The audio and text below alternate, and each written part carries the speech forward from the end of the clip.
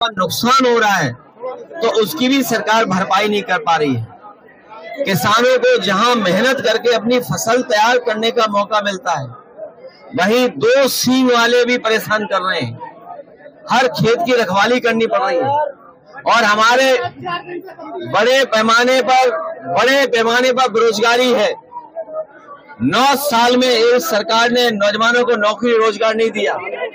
सोचिए आप, अगर नौजवान को नौकरी और रोजगार नहीं मिलेगा तो उनका भविष्य क्या है, और अगर नौजवानों का भविष्य नहीं है तो हमारे समाज का, प्रदेश का, देश का भविष्य अच्छा नहीं हो सकता है। मैं देख रहा हूं कि विधानसभा में बैठ करके भारतीय जनता पार्टी के लोग झूठ बोल रहे हैं। वो कह रहे हैं कि बिजली आ रही है, 24 घंटे बिजली दे रहे हैं, लेकिन यही कि हमारे लोग बता रहे हैं कि बिजली है ही नहीं है। और अगर बिजली आ भी रही है तो जो समाजवादी सरकार में बिजली बन रही थी उसको महंगा करके गरीबों को दे रहे हैं, उनसे ज्यादा पैसा वसूल रहे हैं। जीएसटी बढ़ाते बढ़ाते हमारे किसानों की हर सामान पे जीएसटी ले रहे हैं, उससे उनका सामान, इक्विपमेंट सब महंगे हो रहे हैं। ये महंगाई इसलिए कि मुनाफाखोरी की वजह से है। ये सरकार मुनाफा कमाना चाहती है, लाभ लेना चाहती है।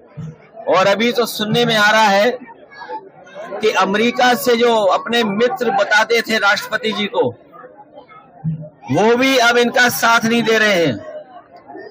ये लोग हमें और आपको उलझा रहे थे ट्रिलियन ट्रिलियन कह करके, ट्रिलियन कि हम ट्रिलियन ट्रिलियन की अर्थव्यवस्था बनाएंगे।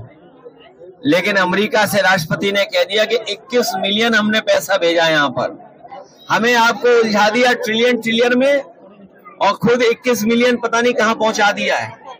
कारखाने बंद होने जा रहे हैं। अभी अमेरिका से कई उद्योगपतियों को ब्लैकलिस्ट कर दिया राष्ट्रपति ने वहां के, और हमारे मुख्यमंत्री कह रहे हैं कि अंग्रेजी कौन सीखेगा, कौन नहीं सीखेगा। विदेश से कारोबार कर रहे हैं, और अगर कारोबार करना है विदेश से तो अंग्रेजी आना पड़ेगा, सीखना पड़ेगा, जानना पड़ेगा। और महाकुंभ की जो व्यवस्था खराब की है उसके लिए जिम्मेदार मुख्यमंत्री खुद हैं, क्योंकि खुद ही वहां जाकर के बार बार निगरानी करते थे, निरीक्षण करते थे। अगर निरीक्षण करते थे तो किस बात का निरीक्षण करते थे? जो लोगों की जान गई है कुंभ में उसकी सूची नहीं दे पा रहे, नाम नहीं बता पा रहे हैं।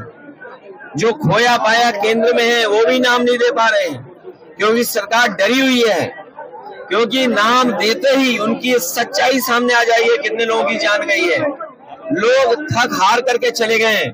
और ये गिद्ध वाली बात जो कह रहे हैं, मुख्यमंत्री जी ने गोरखपुर में गिद्ध के लिए एक कुछ बनाया है।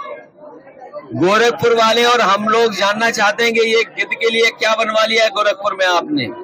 गिद्ध का प्रजनन सेंटर बनाया है, और गिद्ध की बात कह करके ये साबित कर दिया है।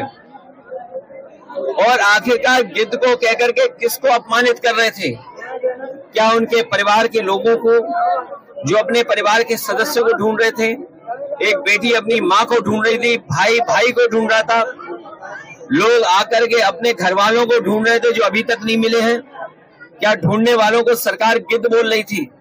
और सबसे बड़ा सवाल है, ये जो सुअर का नाम ले रहे हैं, ये हम लोगों ने किसी ने नहीं कहा कि पानी खराब है गंगा का। सेंट्रल पॉल्यूशन बोर्ड ने कहा है कि ये गंगा का पानी खराब है। गंगा का पानी नहाने लायक भी नहीं है, आचमन तो भूल जाइए। तो सोचिए सरकार किसको सुअर कह रही थी। मुझे तो लगता है ये दिल्ली और लखनऊ के झगड़े में एक दूसरे को गाली दे रहे हैं।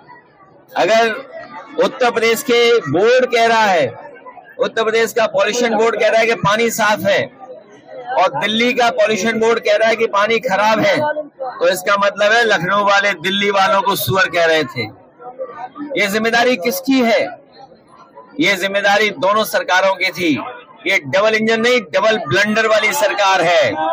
इंजन टकरा रहे हैं, डब्बे टकरा रहे हैं, और जनता भी इंतजार कर रही है कि इस बार इनके पास जब चुनाव होगा, सूखे पत्ते की तरह भारतीय जनता पार्टी का सफाया हो जाएगा। इस तरह की जो भाषा संसद में यूज हो रही है